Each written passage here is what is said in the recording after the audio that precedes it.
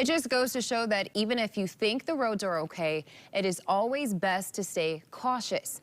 On road conditions, even though the blizzard is over and the storm system is moving out, the work for snowplow drivers is far from over. News 8's Byron Tollefson checked in with MDOT about how the highways are looking as many plan to drive back home after Christmas. Amanda, there is still a lot left ahead for them, but they're very pleased by the progress so far. With a blizzard now behind us, MDOT says highways across southwest Michigan are looking much better than before. But I think they've really hit it out of the park. I know state highways look really, really good right now, relatively speaking. That's because crews made significant progress on Christmas Eve. They really deserve a standing ovation from all of us. They've done just a remarkable, remarkable job.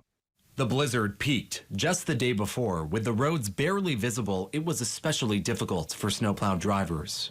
In the extreme cold and with high winds, you get a lot of blowing and drifting. So there were spots where right after a plow went through, you couldn't tell within minutes because the snow was drifting so quickly and blowing so quickly. Another obstacle, more than a dozen emergency incidents just on I-94 that day. It pulls those resources tremendously thin. It draws so many people in so many different directions that it becomes really, really difficult to keep up. The number of people on the road also exacerbated the challenge for plow operators and for first responders and emergency responders.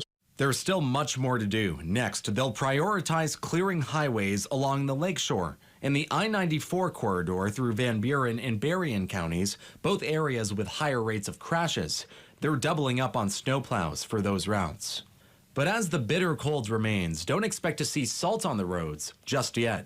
Really, it's just too cold for salt to be effective. And at this point, it's actually counteractive. It's counterproductive. And it can make the roads worse. So as soon as the salt hits the road, it starts melting whatever snow and ice is on there. It could take up to 4 more days before their job is done. They're asking people to stay off the roads, except for essential travel, for just a little while longer. I think it's safe to ask folks to limit it to essential travel, maybe for the next day or two, at least through today, if not tomorrow as well. Again, seeing the weather warm up a little bit, that's going to give our plow operators a really good chance to get things where they want to be.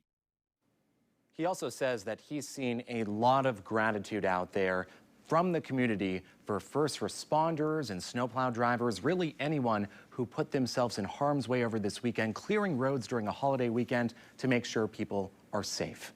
Amanda?